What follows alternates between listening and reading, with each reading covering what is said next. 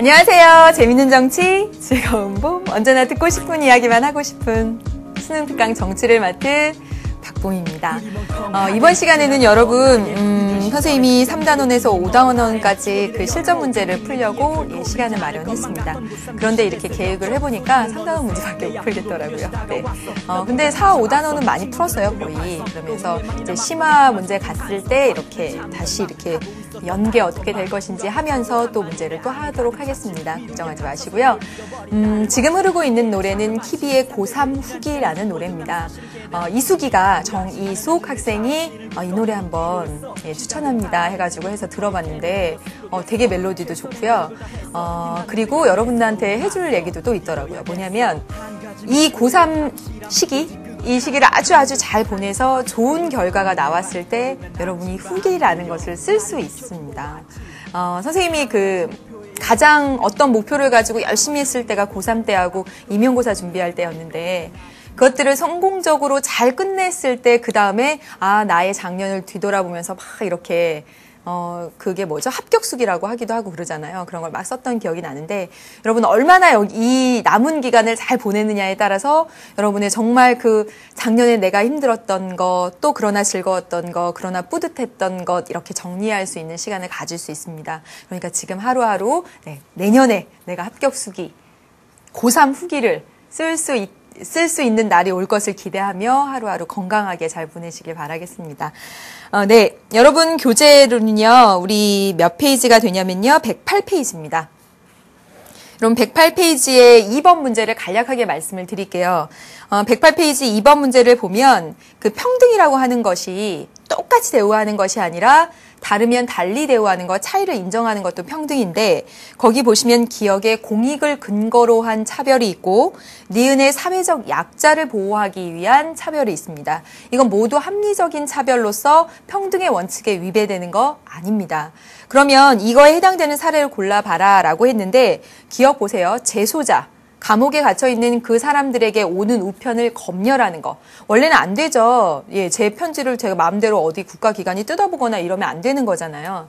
그런데 재소자의 편지를 검열하는 이유는 질서 유지를 위해서, 다시 말하면 공익을 목적으로 해서 하는 것이기 때문에 가능하다. 차별 아니다라고 보는 거죠. 그래서 여러분 기억은 기억에 들어간다라는 거. 또 여러분 자연 보호라는 공익을 위한 개발 제한 구역을 설정하는 것. 이것 역시 공익을 추구하는 것이기 때문에 기억에 포함된다는 거 여러분 정리하시면 되겠습니다. 그 다음에 여러분 3번에 보세요. 3번에 보시면 기억이 행복추구권이나 자유평등권과 같은 것이 들어간다는 거 알고 계시겠고, 네, 한번 써볼까요? 네. 여러분 기본권을요, 초국가적인 기본권하고 여러분 이 지금 정리하는 내용은요 5번에도 해당이 되고 3번에도 해당이 됩니다. 그래서 보시면 초국가적인 기본권하고 국가 내적인 기본권이 있습니다.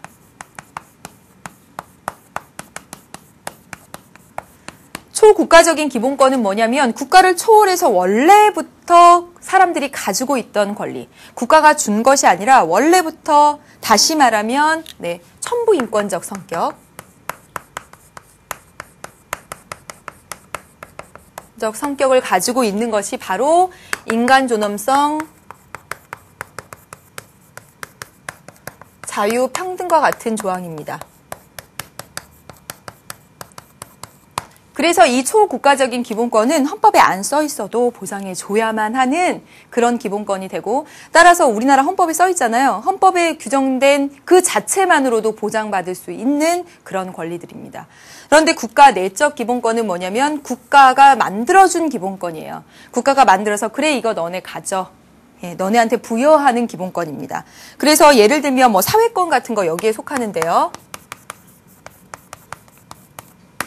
따라서 헌법에 아무리 너네는 모두 인간답게 살 그런 권리가 있고 교육을 받을 권리가 있고 그다음에 깨끗한 환경에서 살 권리가 있다라고 써 있다고 하더라도 이 사회권이 보장되기 위해서는 입법이 되어야 하고 그에 관련된 사회권과 관련된 법이 마련되어야 하고 입법이 마련되어야 하고 또 하나는 이와 관련된 예산이 확정되어 있어야지만 보장이 됩니다.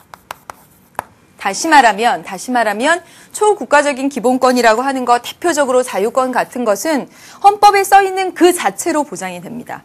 그런데 국가가 만들어준 기본권, 사회권과 같은 것은 헌법에 보장된 것 이외에 그것을 구체화시킬 수 있는 법이 있어야 된다는 거죠.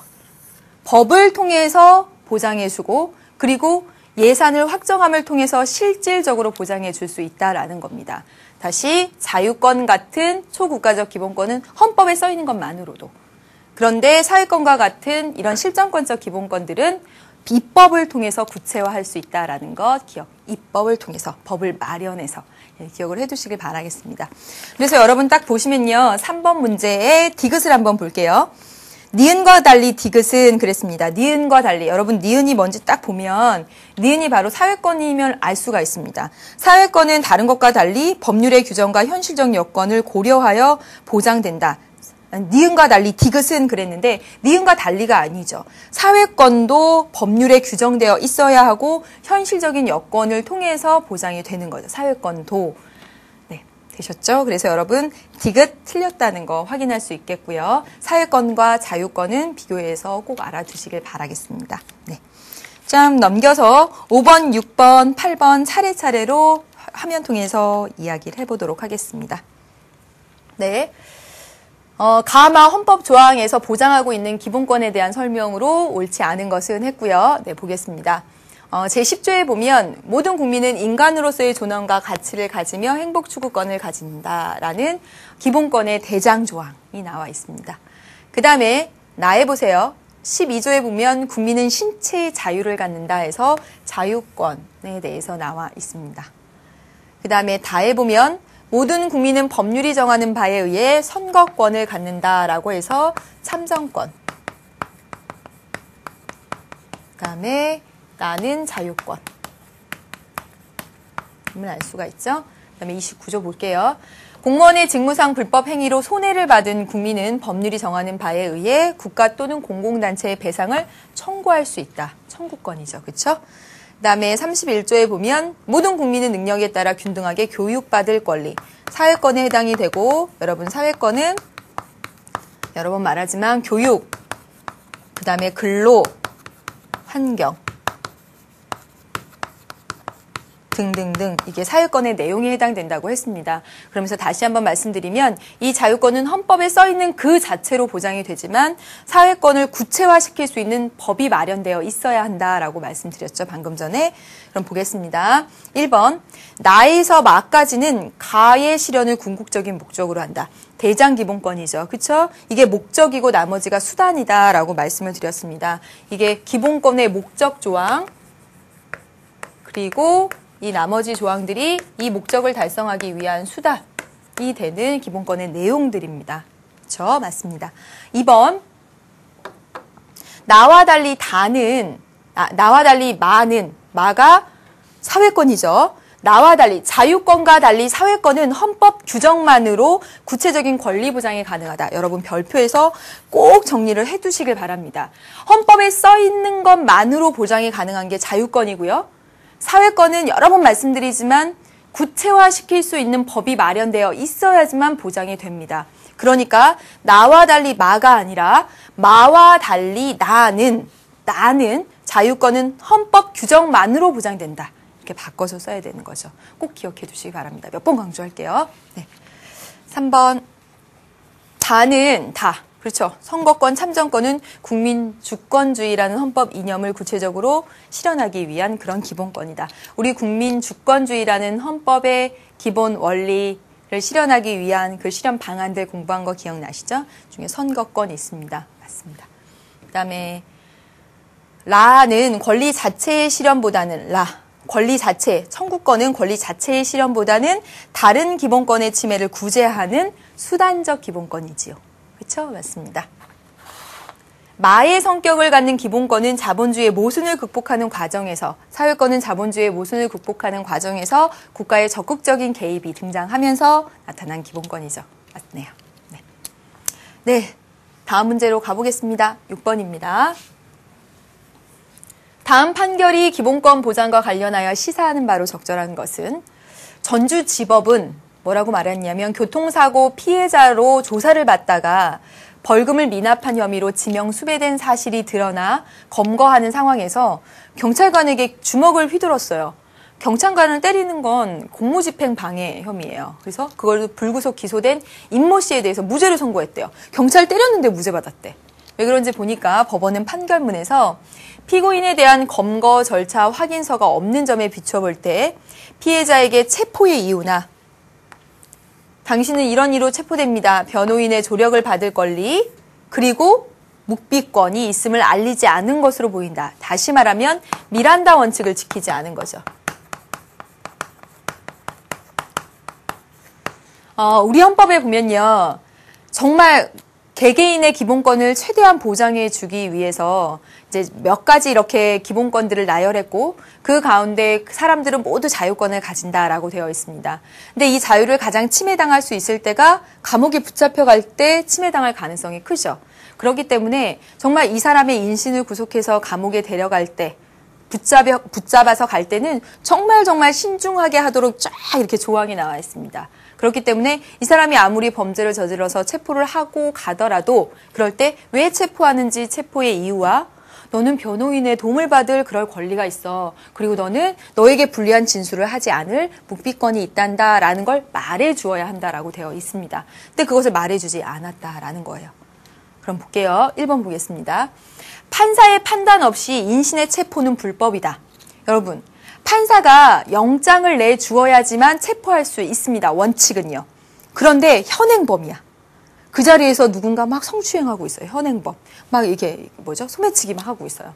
현행범을 딱 봤는데 경찰이 봤는데 막 판사한테 가가지고 영장 받으러 갈 시간이 없잖아요. 그럴 때는 긴급 체포라고 해서 영장 없이 먼저 체포가 가능합니다. 사후에 영장을 받죠. 그래서 판사의 판단 없이 인신의 체포는 불법이다.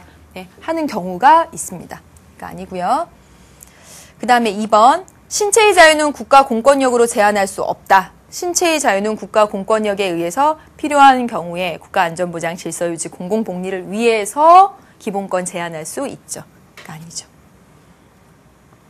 정당한 공권력의 행사라고 하더라도 이 사람이 경찰관에게 주먹을 휘둘렀으니까 잡혀가는 거 정당한 공권력의 행사라고 하더라도 적법 절차를 준수해야 한다. 다시 말하면 체포의 이유, 변호인의 도력을 받을 권리 등을 말해주는 미란다 원칙을 지켰어야지. 적법 절차를 준수했었어야지. 이렇게 말하는 게 맞죠. 정답은 3번 되겠습니다. 더 볼까요? 질서 유지와 자유권이 충돌할 경우 자유권이 우선 고려된다. 예, 그건 아니죠. 여기서 지금 질서 유지권과 자유권이 충돌한 걸 말하는 것이 아니라 정당한 체포라고 하더라도 네, 헌법이 말한 그런 그 적법한 절차들을 거쳐야 한다라는 얘기가 맞죠. 아니고요. 5번. 법원의 확정 판결 전까지는 무죄 추정의 원칙 맞긴 맞는데요. 네, 이 해당되는 사항 아니니까 네, 정답 3번 하겠습니다. 3번 맞죠? 네. 다음 문제 볼게요. 네, 8번으로 딱 넘어왔습니다. 다음 토론 내용과 기억에서 미음에 대한 진술로 타당하지 않은 것은? 여러분 실제로 지금 여기 수능특강과 관련해서 연계되어 있는 것이 수능특강 5분 정치잖아요. 그 5분 정치의 내용 속에 이런 문제의 내용까지 다 담겨져 있습니다. 그러니까 여러분 선생님하고 같이 수업 들으신 다음에 5분 정치 진짜 5분만 딱 들어보시면 아 그때 이거 실전 문제 8번이 이렇게 나레이션으로 이렇게 영상으로 구성되는구나 그런 것도 알 수가 있을 겁니다. 볼게요. 법관이 이렇게 말하네요. 대체 복무수단을 마련하지 않은 채, 법관 판사입니다. 대체 복무수단을 마련하지 않은 채 양심적 병역 거부자를 일률적으로 형사처벌하도록 한 이 병역법의 내용이 위헌인 것 같다. 위헌에 해당된다라고 법관이 말하고 있습니다. 자, 보세요. 법관이 다른 복무수단을 마련하지 않은 채 양심적으로 병역 거부한 사람. 이 사람들의 논리는 뭐냐면 나의 양심의 자유를 지켜달라는 거죠. 그렇죠?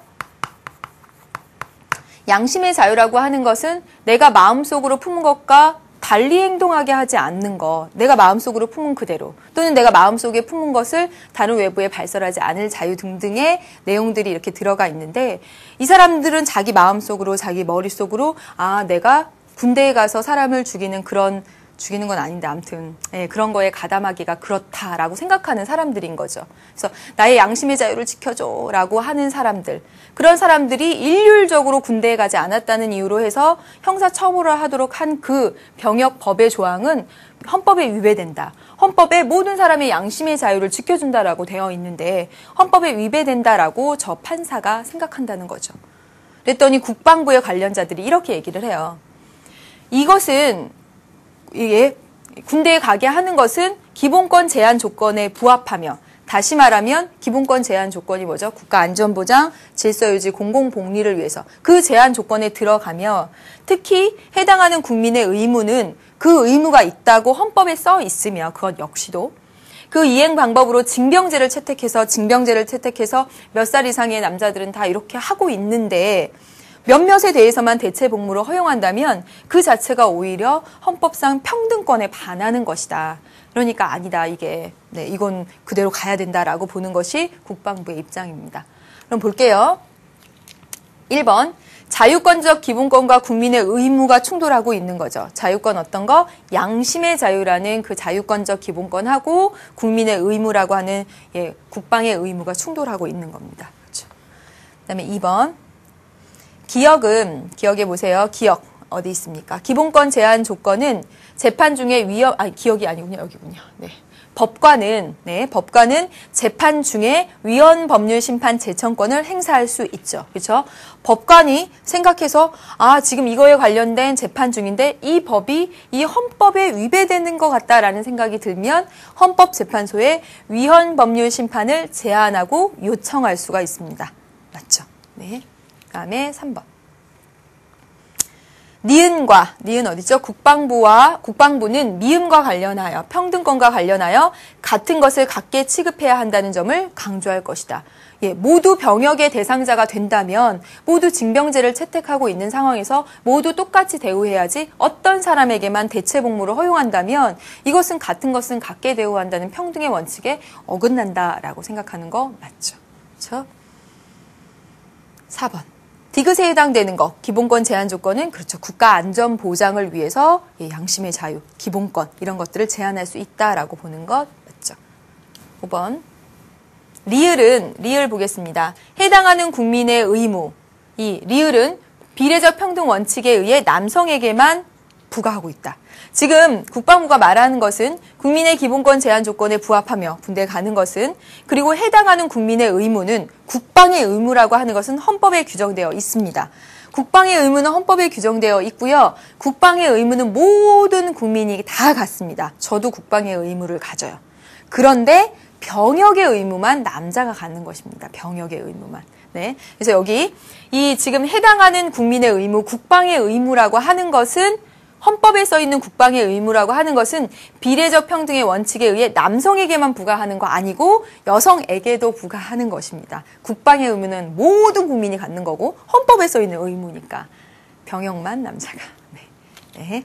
그래서 5번이 틀렸네요. 그렇죠? 네. 그러면 여기까지 해서 여러분들 지금 13 국민의 권리와 의무에 해당되는 문제들을 다 풀어봤습니다. 정리 잘 하셨길 바라겠고요. 이제 넘겨서 입법부에 해당되는 실전 문제를 좀 풀어보도록 하겠습니다. 다른 문제 1, 2, 3번 문제 등은 우리가 해당되는 수업 시간에 풀었었고요. 강의 시간에 풀었었고, 이제 4번 문제를 한번 보도록 할게요. 교재는 117페이지입니다.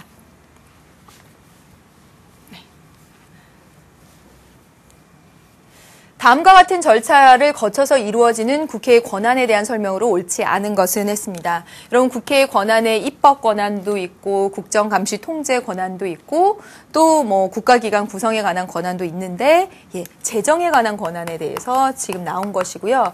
재정에 관련된 권한이 우리 모의고사에서 한번 출제된 적이 있습니다. 그러면서 좀 어렵다고 생각했을 텐데 어렵게 생각하지 마시고 선생님이 본 강의 시간에도 길게 이렇게 쫙 말씀을 드렸었어요.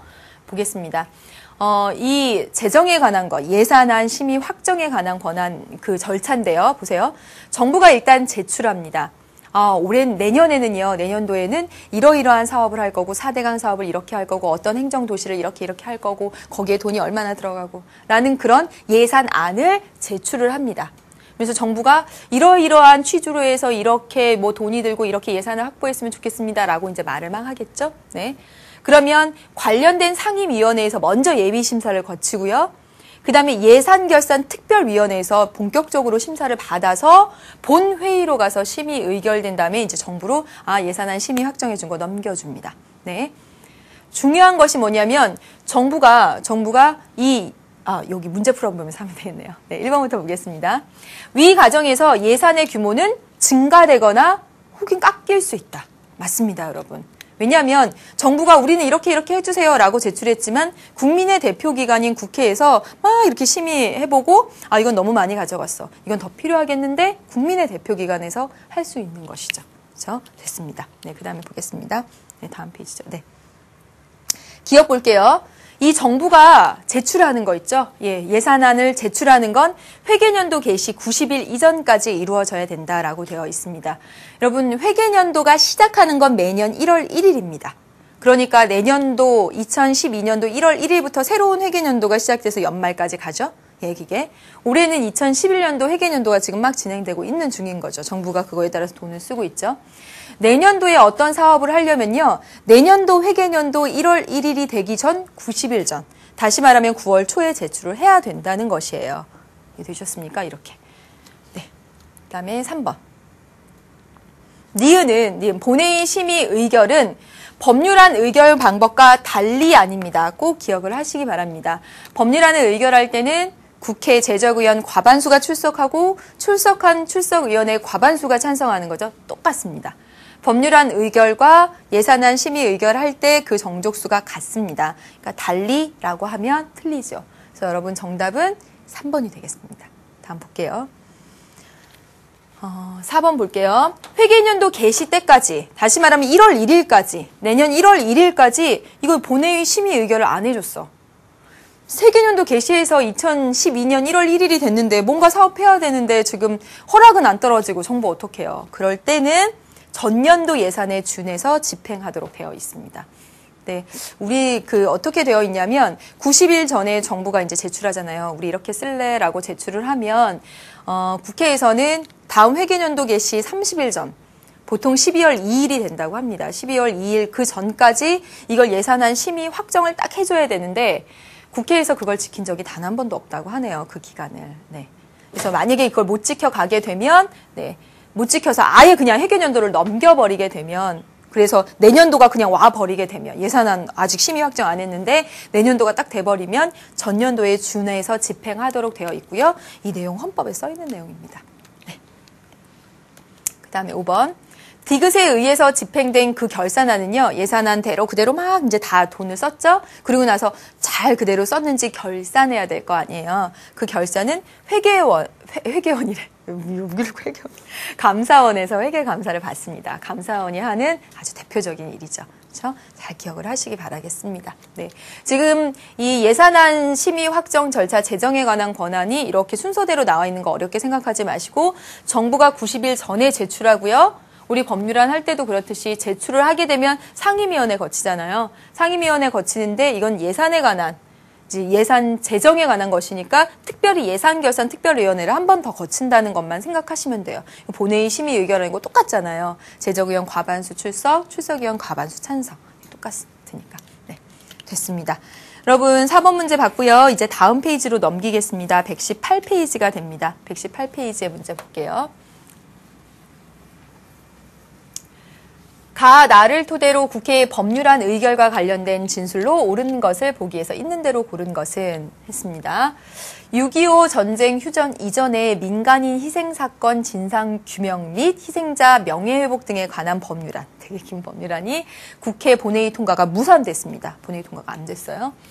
국회는 2일 본회의를 열어서 한국전쟁 민간인 희생자 진상규명 특별 법안을 표결에 붙여서 다시가 아니군요. 이게 무산됐는데 본회의 통과가 안 됐는데 그 내용을 보니까 출석 의원 175명 가운데서 찬성이 72표, 반대가 96표, 반대가 더 많았네요. 그렇죠? 출석 의원 과반수가 찬성이었는데 반대가 더 많아서 부결이 되었습니다. 이에 따라 해당 법률안을 제안한 의원들은 여기 보세요. 해당 법률안을 제안한 의원들은 다음 회기까지는 동일한 내용의 법률안을 다시 제출할 수 없게 되어 있다. 이거 뭐냐면 1사 부재의 원칙이죠. 한 회기 동안에 처리해야 될 법률안도 많고 할 것도 많은데 정말 바쁜데 그런데 부결된 법률안을 또 다시 제출하게 되면 효율성이 너무 떨어지잖아요. 그래서 지금 여기 부결된 법률안에 대해서는 다시 제출할 수 없도록 되어 있는 거. 동일한 회기 내에 이거 일사부재의 원칙입니다. 네, 나와볼게요. 국회의 국토해양위라고 되어 있네요. 상임위원회입니다. 그쵸?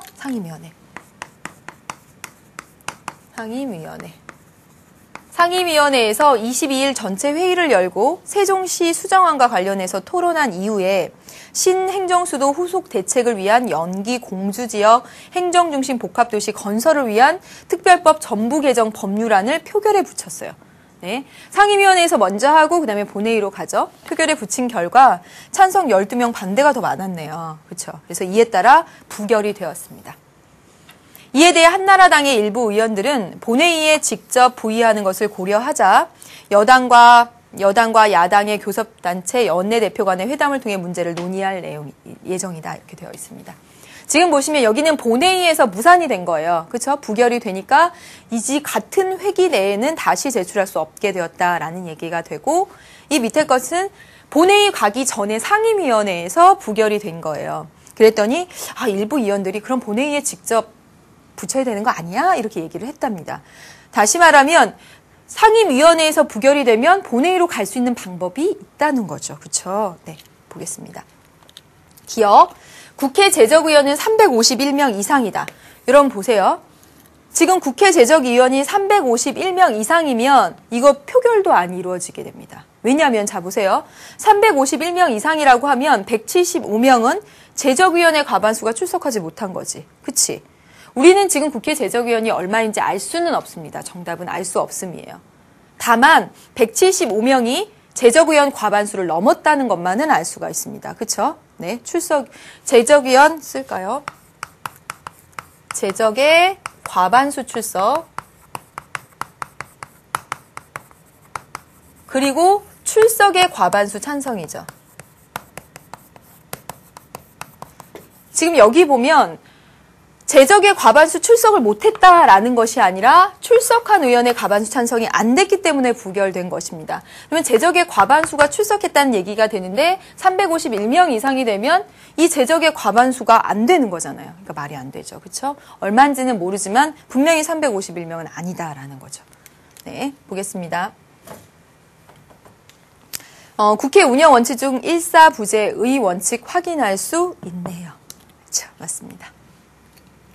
상임위원회에서 부결된 법률안에 대해서 의장이 직권 상정할 수 있다. 여러분 의장의 직권 상정 잘 알고 계시죠? 그렇죠? 의장이 원래 법률안은 상임위원회 가고 본회의 가야 되는데 의장이 직접 본회의에 붙일 수가 있습니다. 이런 경우는 어떤 경우냐면 상임위원회에서 표결이 안 이루어지거나 계속 미뤄지거나 이랬을 때 막 지체됐을 때 그랬을 때 의장이 직권 상정하는 것이지 이런 경우에 상임위원회에서 부결된 걸 의장이 딱 자기의 직권으로 상정하는 것은 안 됩니다. 가능한 경우는 의원들 30명 이상이 다시 한 본회의에 붙여보자 했을 때는 가능하지만 지금 이때 의장의 직권 상정은 아니라는 거죠. 네, 좀 어려운 내용이었습니다. 다음 볼까요? 가의 법률안은 완전히 폐기되고 나의 법률안은 통과 가능성이 남아있죠. 그렇죠? 가의 법률안은 이 회기 중에 다시 제출할 수 없으니까 다음 회기에 다시 또 10명 이상이 이렇게 해서 제출해야 됩니다. 부결됐으니까 맞고요. 그다음에 나의 법률안은 그렇죠? 의원 30명 이상이 다시 본회의에 제출하면 또 통과 가능성이 있을 수 있습니다. 네, 맞습니다. 그래서 정답은 니은, 리을 되겠습니다. 한 문제 더 보죠.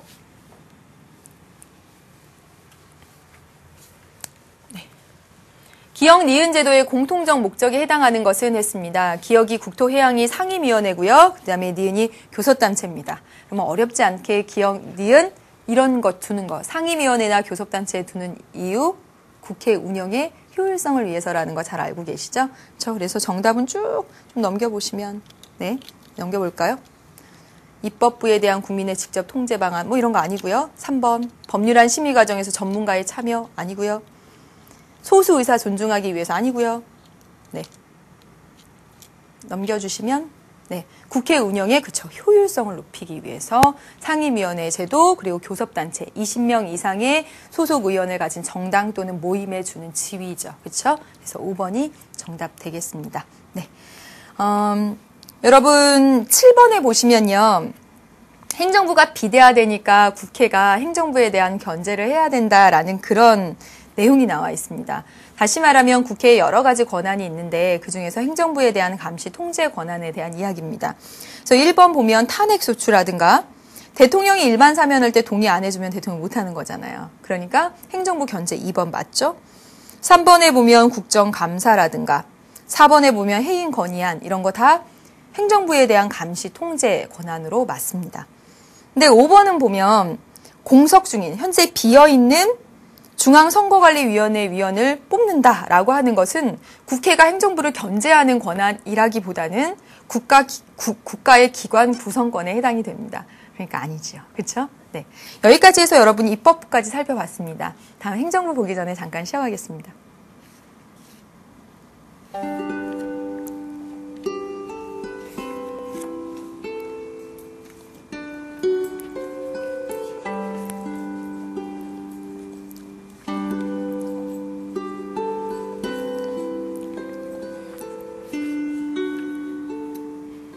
네. 마지막, 이게 브릿지라고 하더라고요. 중간에 이렇게 들어가는 거. 마지막 42강 마지막을 넣으면서, 뭐랄까 하다가 선생님의 노트를 찍었습니다. 그래서 여러 번 옮겨서 노트 필기 만들고 그랬는데, 지금은 문제 풀고 있지만 여러분에게 많은 도움이 되었으면 좋겠습니다. 수능 완성에서는 더 좋은 강의로 진짜 만나도록 또 다른 필기를 하고 또 연습하고 그렇게 하겠습니다.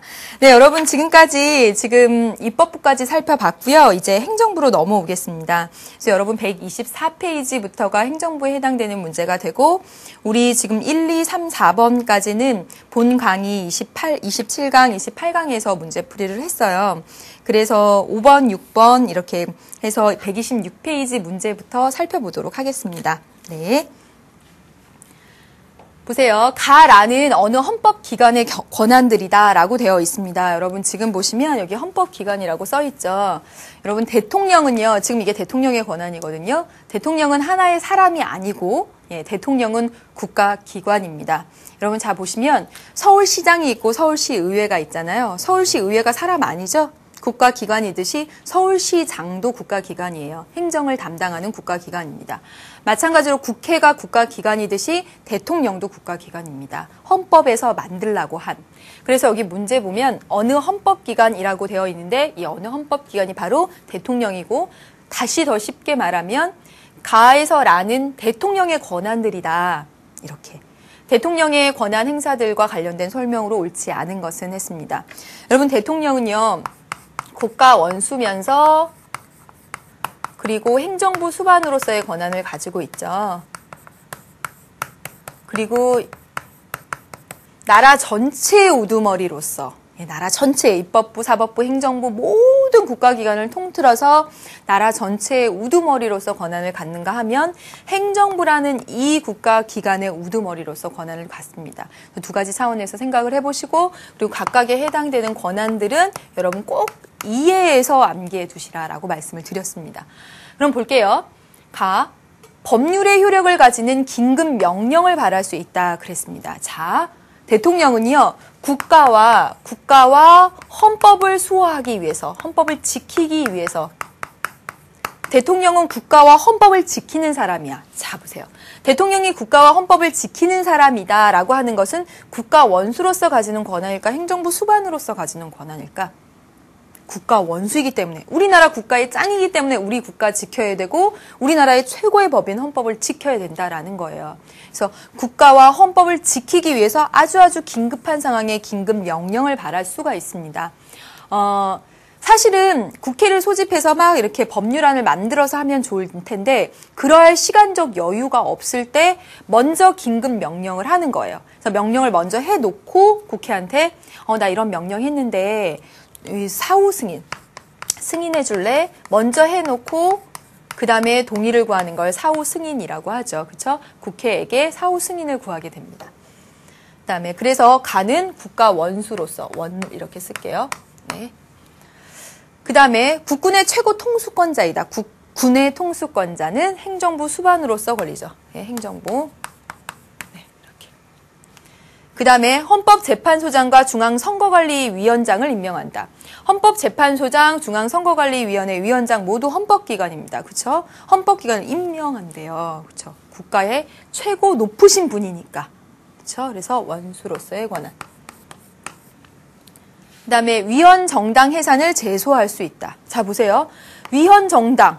민주적 기본질서에 어긋나는 정당이 우리나라에 있으면 우리나라의 암적인 존재가 돼서 우리나라를 해치겠죠. 그렇죠? 우리나라를 지켜야지. 우리나라를 지키는 국가 헌법을 수호하는 그런 임무를 맡고 있습니다. 국가 원수로서. 네. 되셨죠? 네. 그럼 보겠습니다. 1번. 가는 이 긴급 명령에 대해서 의회가 사후에 승인하지 않으면 바로 그 효력이 없어집니다. 긴급한 사태에 먼저 긴급 명령을 해놓고 그 뒤에 국회야 내가 이 일 저질렀어 승인해줘 이렇게 해서 국회 안 돼 그러면 바로 효력을 상실합니다. 맞아요. 다에서 중앙선거관리위원회 위원장은 위원 중에서 호소한다. 이거 너무 많이 나오죠. 그렇죠? 중앙선거관리위원회 위원들은 3명에서 국회, 그 다음에 대법원장이, 대법원에서, 그 다음에 행정부에서 이렇게 각각 이렇게 뽑게 됩니다. 3명 이렇게 뽑게 되잖아요.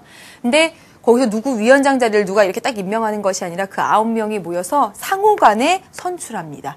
상호간에 선출하도록 되어 있습니다. 9명이 모여서요. 네, 그래서 맞습니다. 라는 헌법재판소 재판관 6명 이상의 찬성으로 해산이 결정되죠. 그렇죠? 그래서 위헌정당 해산이라든가 또는 탄핵심판이라든가 위헌법률심판이라든가 9명 중에 6명 이상의 찬성입니다. 맞습니다. 그다음에 4번. 대통령이 자유민주주의 수호 책무 때문에 그렇죠. 자유민주주의로서 우리나라의 위급한 그런 암적인 존재 없게 쫙 만들어야 되니까. 맞습니다. 나는 행정부 수반? 아니죠. 나는 아니라 가는 행정부 수반이 아니라 국가 원수로서 가지는 권한이죠. 그러니까 5번이 틀렸네요. 그렇죠? 되셨습니까? 네. 그럼 다음 문제 보도록 하겠습니다. 여러분 6번 문제에 대해서도 설명을 선생님이 한 적이 있습니다. 근데 좀 잘 알아두시길 바라겠습니다. 이런 질문들을 많이 하더라고요. 뭐냐면 장관을 잘라달라고 해임 건의안하고 탄핵소추하고 탄핵소추도 자르는 거잖아. 어떤 차이가 있냐는 거예요. 예, 보겠습니다. 땡땡부 장관에 대한 해임 건의안이 다수당이 야당의 단독 의결로 통과함에 따라서 전국이 급속하게 냉각되고 있다. 자, 보세요. 장관은요, 국무총리의 제청을 받아서 대통령이 임명합니다. 그렇죠. 그래서 같이 나라 살림을 꾸려갈 사람이에요. 대통령이 믿는 사람으로 맡겼어요. 그런데 그 장관에 대해서 야당에서, 국회에서 쟤 자르라고 해임을 건의했어요. 그러면 사이가 안 좋아지죠. 내가 임명한 애를 사이가 급속히 냉각되겠죠. 정부 여당은 야당의 정치 공세라며 해임 건의안이 정당성을 갖지 못한다고 말하지만 대통령의 정치적 부담은 적지 않을 것으로 보인다. 자, 보세요. 해임 건의안이 국회를 통과한다고 해서 대통령은 그 사람을 안 잘라도 됩니다. 그건 건의일 뿐이에요. 다만 기분 나쁜 거야. 예. 그리고 사이도 안 좋아지는 거고 대통령 부담을 갖죠. 안 잘라도 된다. 예, 안 잘라도 되고요. 그리고 또 하나는요. 이 해임 건의안은요. 이런 식이에요. 네. 어떤 위법이나 불법한 사항에 대해서 하는 것이 아니에요. 예, 이거 아닙니다. 탄핵소추는요. 그 국가기관이 되는 그 장관이든 또는 국무총리든 대통령이 불법을 저질렀을 때, 위법한 사항을 저질렀을 때 탄핵소추가 의결되지만 해임은 위법이나 불법한 사항이 아니야. 다시 말하면, 자 보세요. 선생님이 돈 봉투를 받았습니다. 위법한 거지. 그럼 나 잘리는 거야. 근데 선생님이 정말 못 가르쳐요. 맨날 너무너무 못 가르쳐. 근데 이건 사실 잘릴 건 아니잖아요. 근데 애들이 우리 담임선생님 바꿔주세요 할 수 있죠. 그게 바로 해임건입니다. 분명히 불법은 아닌데 제 정치를 좀 잘 못하는 것 같아요. 어떤 정치적 책임을 묻는 것이 해임 건의안입니다. 네. 그래서 해임 건의안이 되면 그러면 안 잘라도 되고요. 그건 대통령의 소관이고요. 근데 대통령에 대한 탄핵소추권이 의결됐죠. 대통령이건 국무총리건 또는 장관들에 대해서 탄핵소추안이 의결되면요. 일단 헌법재판소에서 탄핵이야 라고 결정한 그때까지 딱 직무가 정지됩니다. 딱 이제 일 못해요. 예, 직무가 정지되고요. 이 탄핵소추안은 위법이나 불법한 사항에 대해서 예, 탄핵소추가 의결됩니다.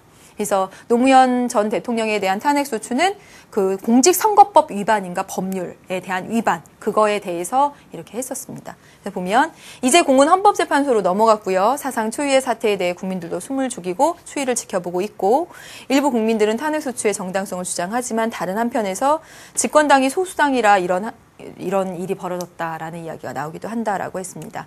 사항이 다르지요. 해임 건의안은 정치적인 책임을 묻는 거고, 탄핵소추는 불법이나 위법한 사항에 대해서. 해임 건의안은 안 잘라도 되고요. 그렇죠? 그다음에 탄핵소추안이 의결되고 나서 이 정본과 사본이 보내지고 난 다음에 바로 직무가 정지된다는 차이점이 있습니다. 그럼 볼게요. 1번. 기업과 니은 모두 여소야대 정국에서만 가능하다라고 되어 있습니다. 물론 여당이 작은 당이고 야당이 더 덩치가 컸을 때 이런 상황들이 많이 일어날 수도 있지만 뭐 여야 합의로 일어날 수도 있잖아요. 그러니까 꼭 모두 여소야대에서만이라고 말할 수는 없죠. 그렇죠? 그다음에 2번. 기억, 니은 모두 사법부가 최종적으로 결정권을 갖는다. 기억에 대해서는 대통령이 결정하는 거예요. 그리고 니은에 대해서는 헌법재판소가 결정합니다. 아니죠. 그다음에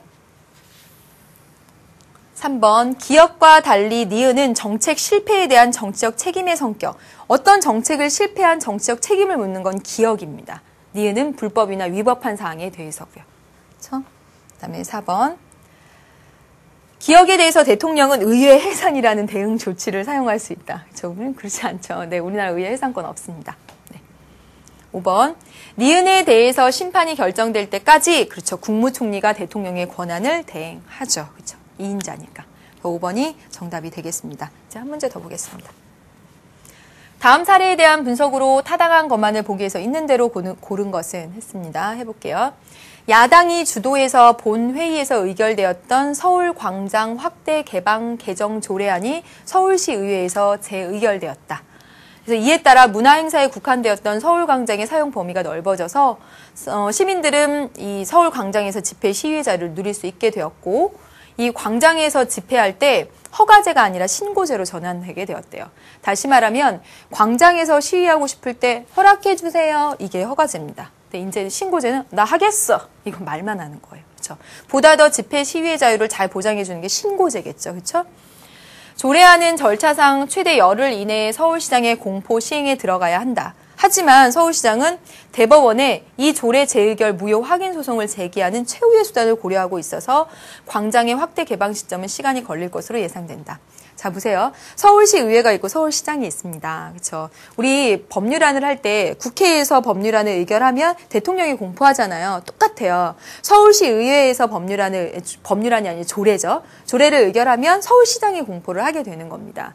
근데 서울시 의회 구성원이 야당이 더 많았나 봐. 서울시장과 다른 정당이. 그래서 서울시 의회에서 이 서울시 광장의 개방 확대, 그래서 거기서 시위까지 가능한 그런 조례안을 통과시켜서 시장한테 보냈더니 시장이 이거 공포 안 하려고 하고, 이거 다시 재의결 무효 확인 소송에 들어가는 최후의 수단도 고려하고 있다. 이렇게 탁 대립하고 있는 그런 거죠. 그렇죠? 네, 보겠습니다. 기억. 이 신고제로 하는 것은 헌법상 표현의 자유 규정에 부합하죠. 그렇죠? 내 의사를 표현할 수 있도록 신고.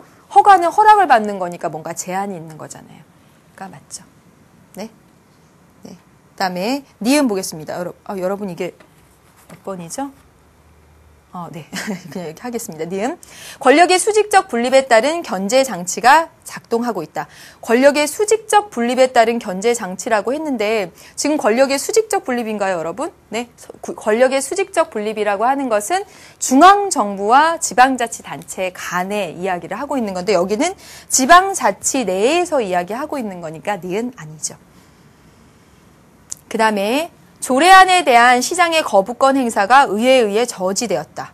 네. 조례안에 대해서 시장이 거부권을 행사하니까 의회에서 재의결을 한 거죠. 재의결을 해서 통과시켜 버린 거죠. 그래서 조례안에 대해서 시장이 거부권을 행사한 것이 의회에 대해서 저지된 것 맞죠. 그 다음 보겠습니다. 니은 어디 갔죠? 예, 니은. 최후의 수단. 니은에 대해서 의회는 시장에 대한 불신임으로 대응할 수 있다. 불신임 이런 거 없습니다. 네. 그래서 아니고요. 리을 아닙니다. 네, 됐습니다. 네, 여기까지 여러분 다 풀어봤습니다. 여러분 잘 하셨습니까? 네, 그래서 행정부까지 여러분 다 풀어봤는데요. 다음 시간부터는 여러분 심화 강의로 진행이 됩니다. 여러분 선생님이 심화 1, 2, 3, 4강은 1단원의 실전 문제를 아주 심도 깊게 푸는 것으로 진행을 했었는데 심화 5강부터 14강까지는 실전 문제에 기출 문제를 복합해서 이 실전 문제가 어떻게 연계될 수 있고 어떻게 변형될 수 있는지 알아보는 시간을 가지려고 합니다. 그래서 여러분 심화 5강에서 또 만나도록 하겠습니다. 수고 많으셨습니다. 안녕.